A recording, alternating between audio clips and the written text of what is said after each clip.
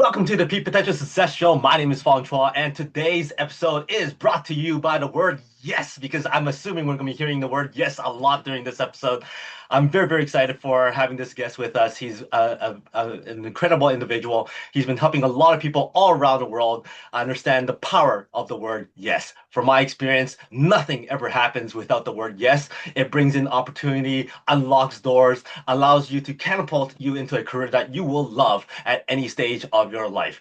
He is the author of the book Say Yes to Own Your Success, and he's been involved with Wall Street, consulting, film production, real estate, motivational speaking, and leadership. So please welcome transformational business leader, entrepreneur, Hollywood producer, AI consultant, and author, the Yes Man himself, Mr. Ron Stein. Wow, it sounds really good coming from you, Fong. Thank you very much. Well, thank you for Really being here. appreciate you having me on your podcast today. Thank you.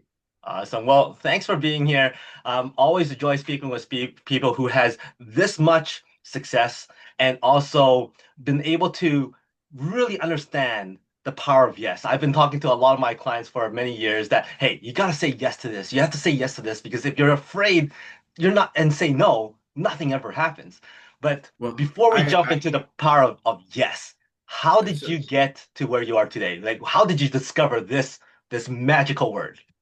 it started, in the book, it starts right after high school, between high school and college, actually. So I wasn't that way, and I was going across Europe and backpacking, and I realized that life was about opportunity and saying yes to your point before and several of your podcasts previous, it's really about that's yes is the first step. It's not yes to everything, but if you don't say yes, you're just gonna be sitting on the couch or saying, "Oh, I should have, could have, would have." And yes is just the motivational piece to start. Doesn't mean it's always going to be successful. Doesn't mean you say yes and it works out. But at the end of the day, if you don't say yes to it, you don't know what the opportunity would have brought. So I think that's and as you endeavor on these things, you start seeing. So to your point, your question, once I started seeing a door open, another door open, an opportunity come up that I never imagined, wasn't planned. That's when you start to, it's like potato chips, you start taking more. Right? So you can't Uh, just have one. Exactly. Now, you've been involved with so many different things, from like I said before, from consulting to becoming a Hollywood producer, to AI consulting. Which one of those things that's happened in your life that you've been involved with was the biggest surprise to you because you said yes to? All right. So I'm going to go with two. I'll start with the one everybody always wants to hear about. Is one of the reasons I wrote the book is to ask how did I go from technology into film, AI consulting or tech consulting to film, and wasn't filmed by saying yes to. It was just um, uh, I was in the right space at the right time, visiting somebody who worked for me. I said yes to a movie, then, but I did the research. Everybody's so glamorous. Watching a film on set is probably one of the most boring things I've ever been to in my life.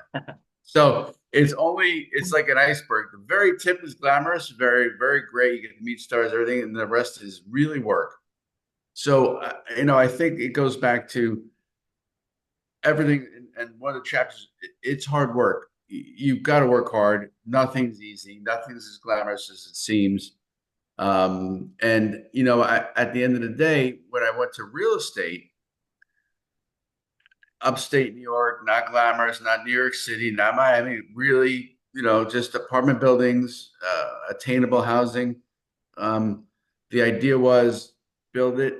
People need a place to live, but when you build something and the asset versus film, you realize is appreciable, not depreciating, and is there. It's not going anywhere. So both of those had a component that I endeavored for with both of them, which was to create something that's going to be there, a legacy, if you will. But the building meant more than the film, even though the film was at times definitely more glamorous every now and then, and some parties. But the housing, the apartment buildings is there, and something that the kids actually, my children actually value more, believe it or not. Very, very cool. Was there something that you said yes to so fast that you end up regretting saying yes to? Does that ever happen? So, so good question. I don't believe in regrets. So I don't have regrets about anything because you say yes with the best knowledge you can at the best time. Make the best decision. Again, it's not yes to everything. Sure, there are plenty of these businesses that aren't even in the book that I said yes, and it wasn't real. It was too quick. I wrote a check and it was, gone. You can get fooled easily. Just no matter how many times, and I'm sure you've seen this too, Fong. No matter how many people real. I was this investment. I was going to join the board. It was a startup technology and medicine. I'm like, great medical field. I'm in. I can add my tech value. And when I got to the meeting, nobody was there. Literally, I went to this WeWorks place and no, they never heard of the company. I went back to the person. They're like, well, didn't work out. So yeah, what it goes back to and networking research, there's research component to all this, and you've got to do your due diligence as well. So saying yes doesn't mean write check that day.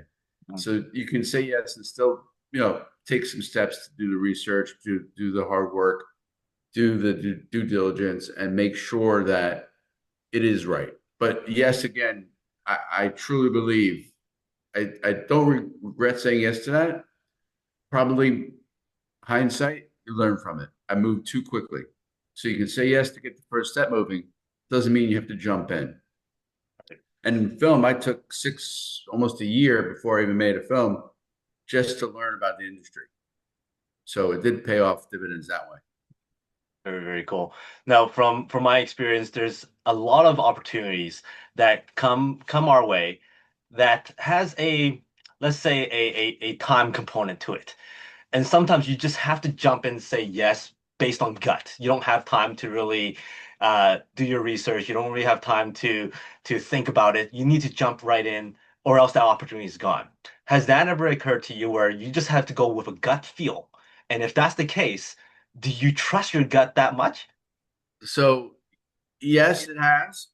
But you can't catch all the fish. Right. So even though your gut says yes, if you got to put the steps in, that's the lesson I learned from that other experience is it, you can still trust your gut, but you still have to do some due diligence. You can't just rush into everything. And if the opportunity you missed is missed, that happens too. You can't be in all places at all times. Otherwise, you'd be doing 20 of these things and you wouldn't be able to get one done effectively. So there are always an opportunity out there that you didn't do or that you could have said yes to. That's okay too. Again, back to no regrets. Make the best decision with the best time. If you don't have the information, but your gut's still saying yes, go. If the timing's not right, timing's not right. Right. Sometimes it happens for everything happens for a reason. So, that's okay too. Yeah. As you kind of alluded to, sometimes there's so many opportunities out there that you can't say yes to everything. You can only divert enough time for certain things so that you could put enough commitment and effort into that to have good results. From my experience, I find that when people are just starting out, they're new, they want to learn things that I find that people at that stage should say yes a lot more. And then as you become more and more successful, you need to choose your yeses and know when to say no. However, I find that a lot of really successful individuals don't don't technically say the word no. It's just like no, not now or not yet. How do you what's your thought about that? Do you keep things open if you don't have time for it at the time? Yes, and it's part of the book is sampling. So I sit there and say yes doesn't mean it's 100%. And all along you have to find your core skill set. What is the strengths you bring to any opportunity, whether it's film, real estate, technology. And so for me, it's project management and quick learning. So I can see a project and that's my skill set. Somebody else's may be research, somebody else's may be technology, somebody else pick whatever it is, find your core set of skills.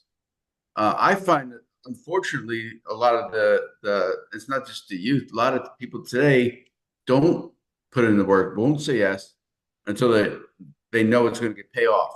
Like, Right. am I getting paid to do it? I hear from even my older children, you know what? They don't pay me to do that. Well, no, that's not that. That's the wrong mindset. The mindset is to learn from everything you do, get the experience, money will come.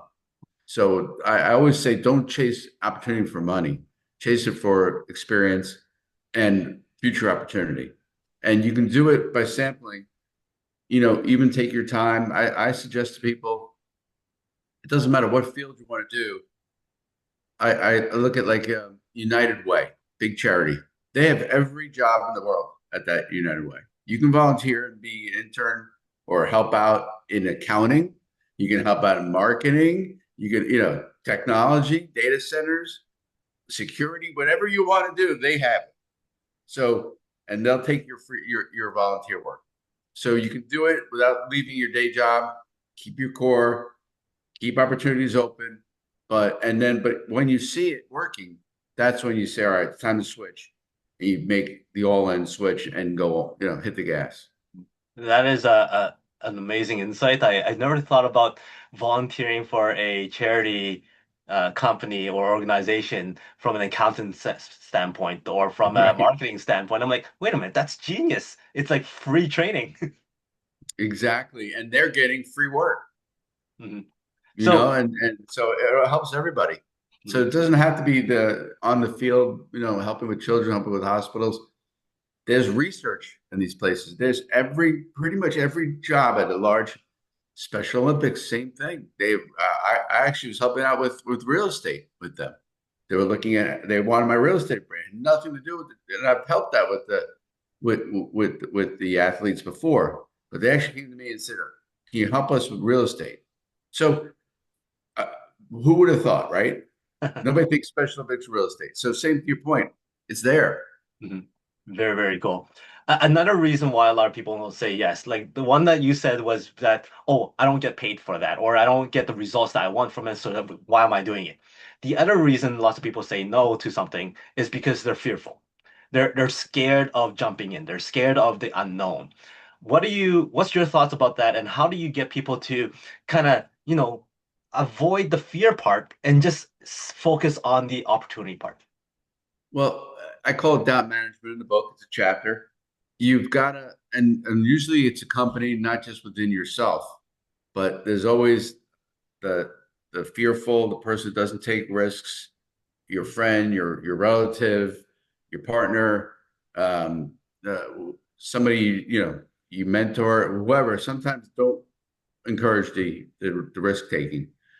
I don't think of it as risk if you can put the right components in. I think that's how you get rid of the fear. And maybe the sampling will help somebody like that. Meaning you don't have to jump in, you don't have to switch from film to real estate tomorrow. It was a transition period. So think of it as transition, get a skill set, do the research, makes you comfortable. Go to a meeting, go to do an online seminar. And there's so much opportunity today of what's available versus going for MBA, to switch your master's in marketing like we had to do back then. You can do all this online and or locally. I think it's you've got to block out the voices, including your own internal voice. And opportunity is always going to be a doubt component to everything in life. And you just got to say, no, I'm not going to listen to it. And again, then make baby steps, baby wins, feel more comfortable. One of the most difficult things is that the people who are telling you, hey, this is risky and don't do it are the closest people around you. So how do you navigate through that? Because lots of people go to their parents, go to their closest friends for advice. So, so How do they yeah, avoid that advice? one of the examples I've helped a young woman. She was a special ed teacher, and she had a great career. Woman trained, went to school for education, and her sister, very methodical person, says you must be that. You've got a great career. You're getting a pension. Do not switch. She did. She was happy she'd done it, but wanted to try brand marketing. And so her sister was in the voice. No, you can't. You've got a great career. You're going. Don't do it. You ruin everything. You've got tenure bill, all that. But she started it, did it in the summer, did it in her off hours, and then she jumped, did it. And her sister today is like, wow, it was really encouraging to see that. But the sister's an accountant, very secure. So I think you've got to just say you are your own individual and, own it. And so the advice I gave her though, to make the sister happy was take a leave of absence. Don't quit. And so you have that security for a year to go back. So Oh, there are some things if you really not everybody again it's also Fong, one of the things is this isn't just switch careers, switch jobs. Sometimes I tell people you're not an entrepreneur, you're not going to switch, but you can grow within your own job too. right. So what are you looking for? And this is how it all starts. What's the passion? What are you looking for? We all want to, and this goes to one of the earlier points. There's always an opportunity to go, be a captain of industry or whatever, but that's not everybody. You can take your job and make it more fulfilling. Even, most companies that you're at have other roles. You can help out with another thing. One person was doing banking for a specific, very niche banking. He's like, I'm going to switch. I said, no, you like banking. Just add the next line of business you want to do. To take your skill set, your core skills, and put it to a topic or an area of banking that you want to try. And he went from, TV to sports. So he had TV and now sports. But everybody looked in his TV. And it's, big difference in that world. So he had to learn into it. But you can. So it doesn't mean you had to leave his job, become a sports agent, and move on and find the next LeBron. He literally just added some sports clients, and he's really happy about it. So his passion was sports, but he was stuck in this. So you can do, don't feel stuck is the point. I don't think and this goes back to your other point. You don't have to be this, naysayers or doubt. You can take baby steps. You can also just do things that make you much happier in life. So you do need to be happy. If your job is not fulfilling, doesn't mean you have to completely change. Figure out what's not fulfilling about it, make it better. And don't look for it to be there. Get paid to do it. Do it for free. It's so funny. It's different philosophy. When I started, my mentor said, do the job and then ask for the promotion and the pay raise. So, because they can't say no if you're doing it. Right. And you've already gotten the benefit. So it's a no-brainer for whoever you're asking to say, well, yeah, we've earned money, now we'll pay you money. Mm-hmm. It's not pay me and I'll do it. It's I'll do it, I'll make you money, now pay me. And it's so much easier conversation. You're not going in there asking for something, you're going in there saying, and half the time you do that, they're going to give it to you before you even ask. So again, I think it's people always look at it as stuck. Every company, everything, there's always opportunity out there, but it doesn't have to be complete change. Totally agree with that. And it's funny how, as time goes, people's mindsets tend to change. Like when you're saying that, yeah, do the job first and then ask for the promotion. Do the job first, and eventually the promotion's going to be there. But a lot of people now don't think that way. They go, Yeah. well, pay me first, then I'll do it. And then from my perspective, it's like, why? I don't even know if you can do it, kind of thing, right? And when you're talking about that story about the individual with the accounting and the numbers and telling the sister, I was almost expecting you to say the sisters then said, "Yeah, I always knew you could do it," kind of thing. Pretty much. And then they take all the credit for it for your success, right? Yes. Thank Um, goodness I was there to encourage you. Exactly. Right. When exactly. the one saying it. But but it's nice. It is nice to have that success. And you will and you may get there and not like it either.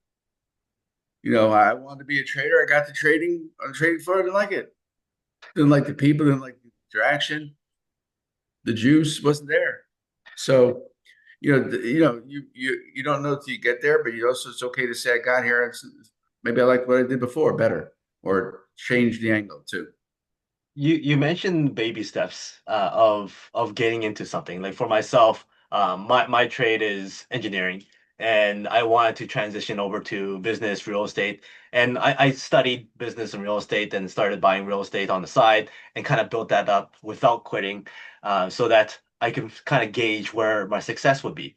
A lot of people are afraid to take those baby steps, and one of those baby steps is saying yes to things.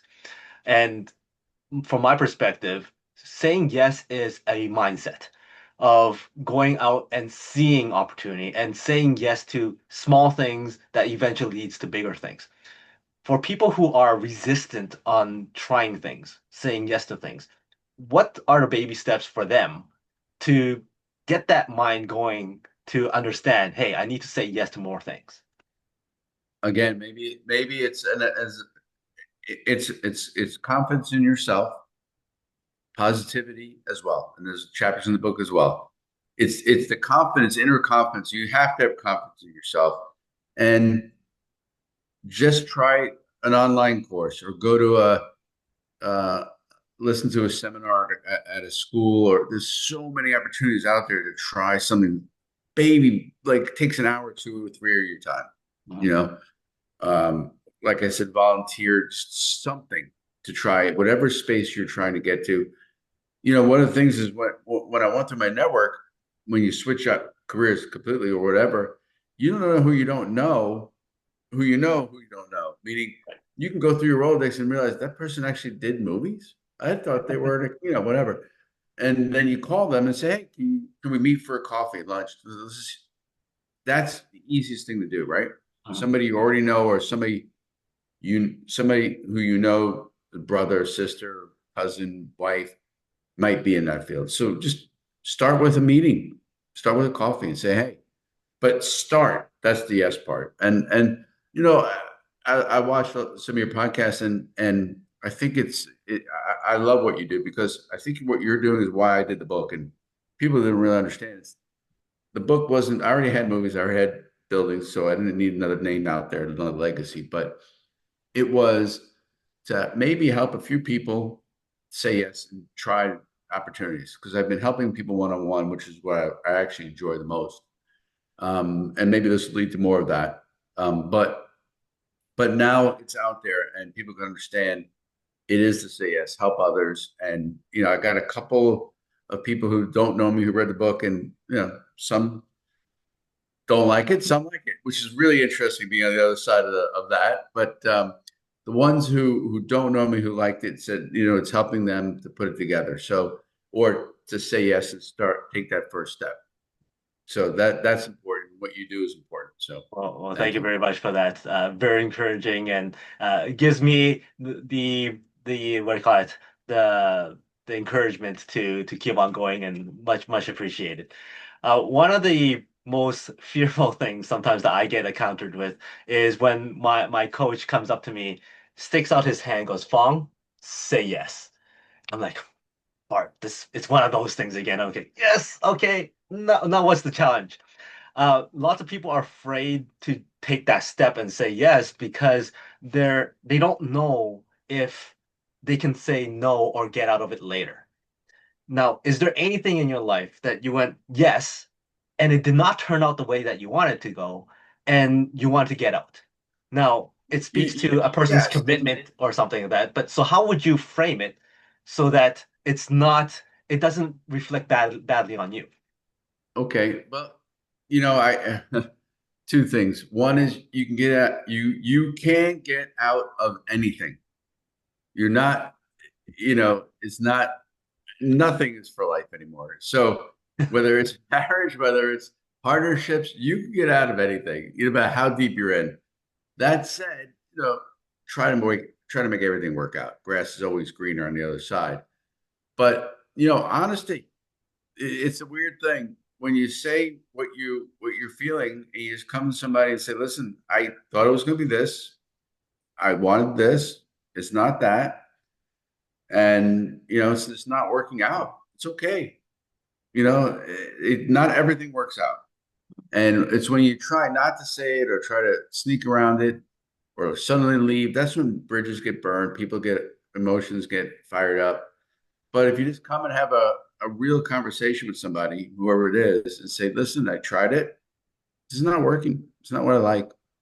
How do we, but then you don't leave them on the lurch. Say, all right, how do we transition it so that, I don't leave you, but I'm ready to go back.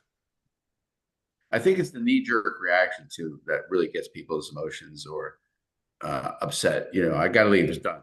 Well, all right. Well, we all don't pick things we like. People, you got to finish Right. sometimes. Mm. So, but it doesn't mean you have to stay for life. So sort of say, all right, what can I finish and go and have a actually adult conversation about how it works and where to go. Doesn't Mm. always work that way. It can't always happen that way, but that's the best way. And again, I'll use dating as an example. You can invite somebody out for dinner, but you can get there and not like the person. Say, all right, appetizers, and we're done. You don't have to stay for dinner. I'll give you another example. You can go to a movie theater. You don't have to stay at the end of the movie if you don't like it. They have popcorn. They got refreshments. You can also leave. You can pop into another theater. So just because you bought the ticket doesn't mean you have to stay for the whole movie. Okay. I think that's a big struggle for a lot of people. They go, I paid for this ticket. I know it sucks. I'm gonna have to If I'm sit through the staying to entire the thing. end, I'm a trooper. I'm gonna last to the end. When it comes to life experiences, like lots of people will go, okay, yes, I said yes to skydiving. It's one of the most exciting, exhilarating experience I've ever had. Is there something that you said yes to that you go, wow, that's an experience that I would never forget and has nothing to do with business or entrepreneurship? good. That's a great question. Outside of business, outside of this, but I think it was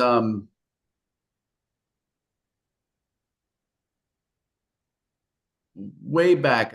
I did it like a little bit of a local play and didn't do well at it, but it was an experience that I wanted to try, and no regrets about it. But it was just an interesting, scary experience. It wasn't skydiving or this, but being out in front of an audience and putting yourself out there in a very uncomfortable place was pretty exhilarating. I mean, I've done a bunch of other stuff, but this and World Series of Poker was pretty good. But that's something that no money, just time. And I tried something that, I had a friend who did it. I felt for them when they did a stand-up comic routine in front of a live audience, not just open mic night. He actually got booked. So people Wow. paid money to he was part of the lower part of the ticket, not the main event, but Mm, and he didn't do well. So it was very interesting to watch that. But again, exciting for him to be there, try it. exactly. You never know. So for somebody who's done so many different things already, is there anything out there still that excites you to say yes to? Um, there's two things still. I think it's there's two. One is I have no idea what the next one is, so it's already something that's going to come my way. I am ready for another shift. Back to AI, I think is going to happen, but maybe through a different technology, given the energy use and the data that's out there. So there's some combination that I see in the world today where AI is just another tool. So I don't look at AI as the answer, just like blockchain is a tool as well. But the acceleration that it provides and the security that blockchain provides combined, but the energy is needed, the actual pure energy needed, and the data now that's going to be created from that. There's something there. Haven't figured it out. I see.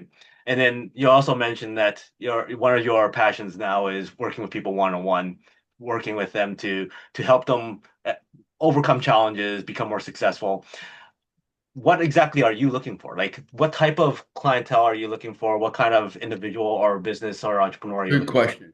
Everybody thought I was going to do this and I was going to, oh, you're going to run a class. I actually, it's not in the book either. I did an professorship for two classes one semester. And that to go back to your point, I got in, and man, was I was doing lectures and guest speaking at universities.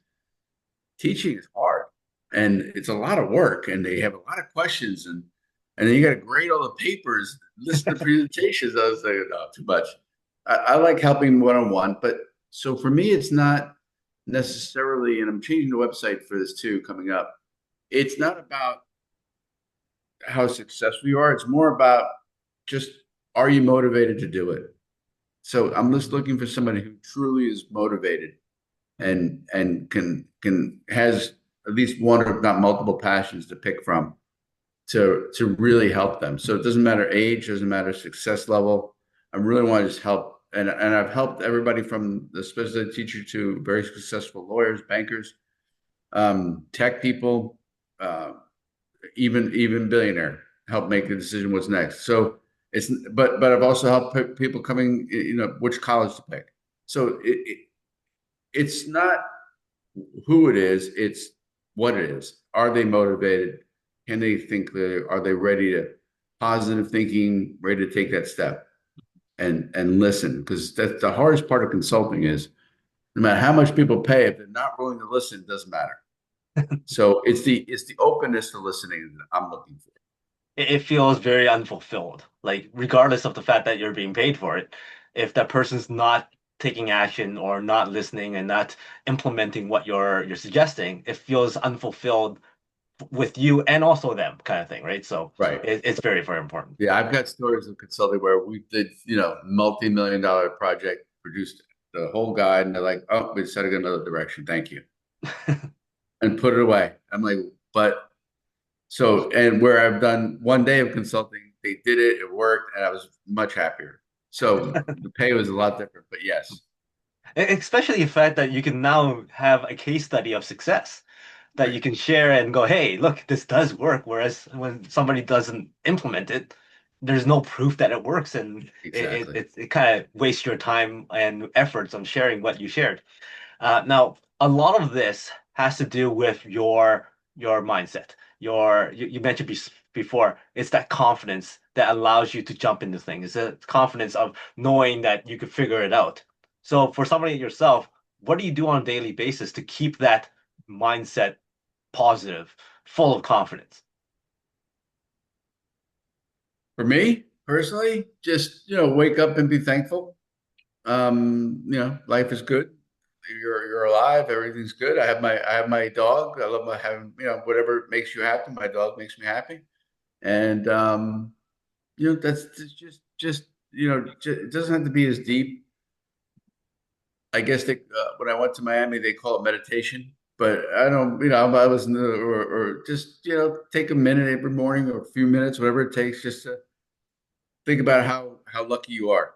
Everybody's, when we help out, I help out with orphans in different countries, and they're happy for a quarter a piece of a sandwich that day, and they live in filth. So wherever we are, we're better off.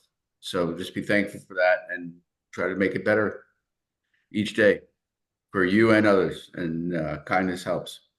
Awesome. Um, Before I let you go, I also have another formal question for you, and that is, you get the opportunity to share with the world one more message that you want everybody to remember Ron for.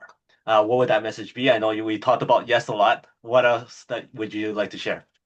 Own it.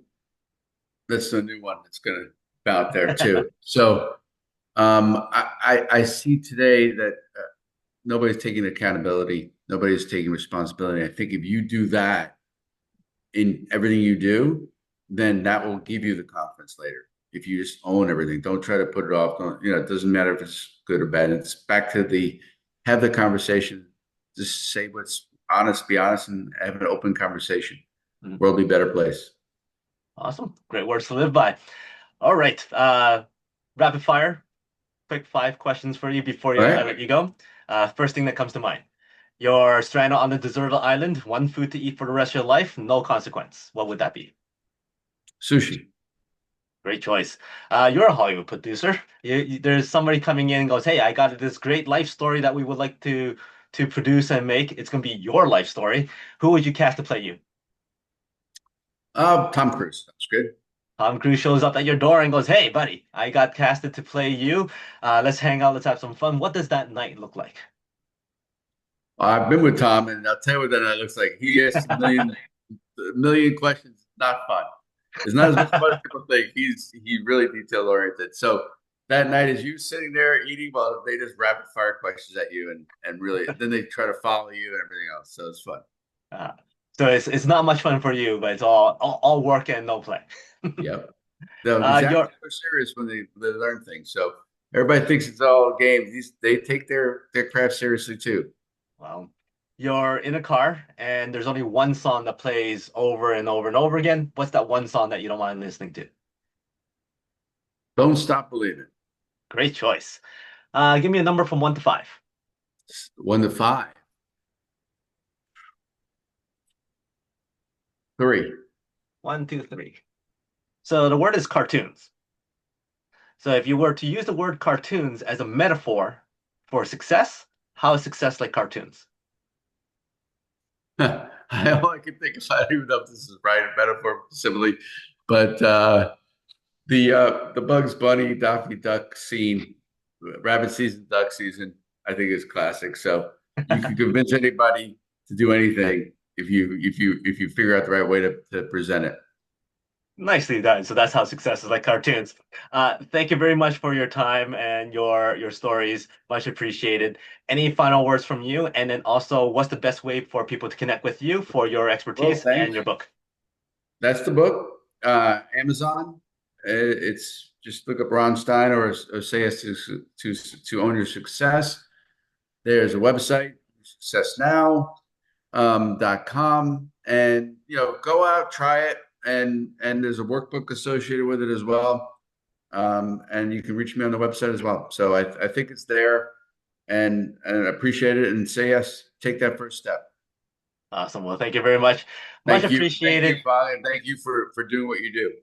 Well, much appreciated. Thank you. So, for everybody out there, make sure you connect with Ron. Pick up his book. If you're struggling with what you're doing right now, if you're not happy, if you feel like you've plateaued, well, guess what? The answer is yes. Find a way to say yes to something. Open up those doors. Open up those opportunities, and new things, new exciting things will come.